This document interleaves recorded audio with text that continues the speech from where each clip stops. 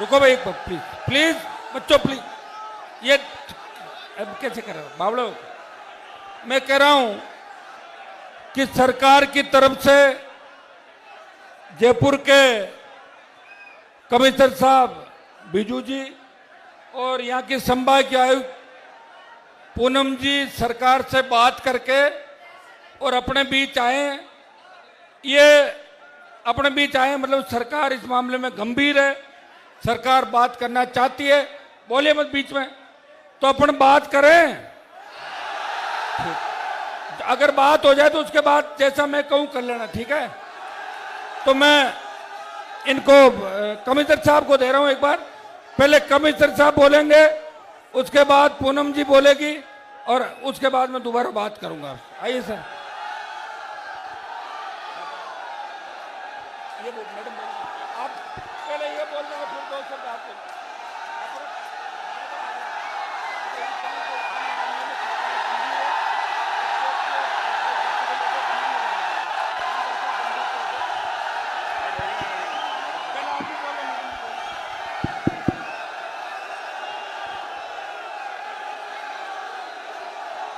नमस्कार नमस्कार। आपके सांसद महोदय से हमारा बातें होगी। आपके जो मांगे हैं वो सक्षम स्तर पर उनका परीक्षण होगा। मजबूती से आपका पक्ष राज्य सरकार द्वारा परीक्षण किया जा रहा है। पूरी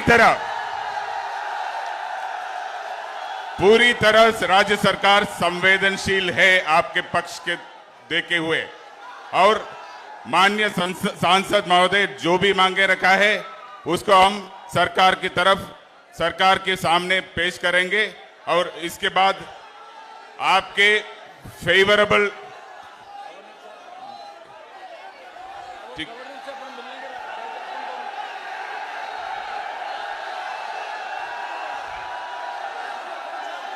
मैडम बोल देंगे। अभी बोलो सही।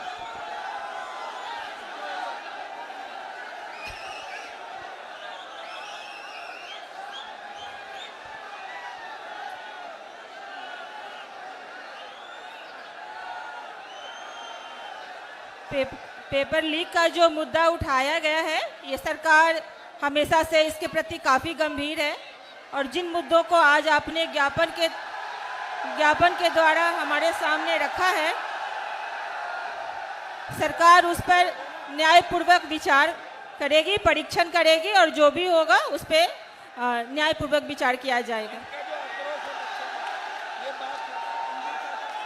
हाँ, सरकार युवाओं के भविष्य के प्रति काफ़ी गंभीर है, इसका बार बार आपको अनुभव भी कराया गया है और आज आपने जो मुद्दे रखे हैं उसका भी हम परीक्षण करेंगे। एक हम आज कमिश्नर साहब और डिविजनल कमिश्नर अपने बीच आए। हाँ कर रहे हैं अभी कर देंगे।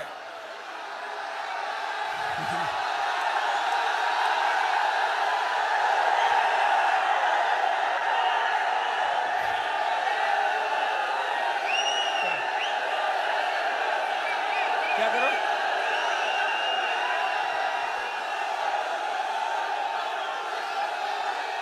रुको एक बार। अभी सरकार के कोई मंत्री होते, रुको पहले पूरी बात सुनो, ऐसे करने से नहीं। सरकार के कोई मंत्री होते तो वो भी ये बात नहीं कह पाते। चूंकि एसआई भर्ती का मामला कल हाईकोर्ट में अंतिम सुनवाई है और वहां सरकार अपना ये पक्ष रखेगी, नहीं तो सरकार ये लिखती कि भर्ती रद्द मत करो। अब कम से कम ये तो लिखेगी कि रद्द करो। आप जानो हो जाएगा आपका काम, और क्या कोर्ट ही करेगा, वो तो कोर्ट ही। सुनिए मेरे बात। आप दूसरा आरपीएससी का जो पुनर्गठन है, अपन दो ही विकल्प अपने पास, या तो इधर चले, जब लाठी बाटा जंग करा लो पुलिस के साथ। रुक जाओ एक बार, रुको, कौन सुन रहा है तुम्हारे को?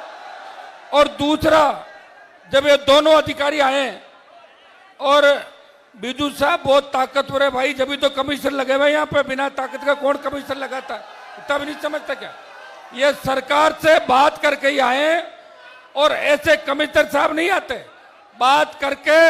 और जो भारी आक्रोश आपका है, इसको लेके प्रधानमंत्री तक चिंतित है कि बच्चों के भविष्य के साथ किया जाए। तो आरपीएससी का पुनर्गठन और एसआई भर्ती रद्द, जितने भी मुद्दे हैं, इसको लेके क्या क्या कर रहे हैं,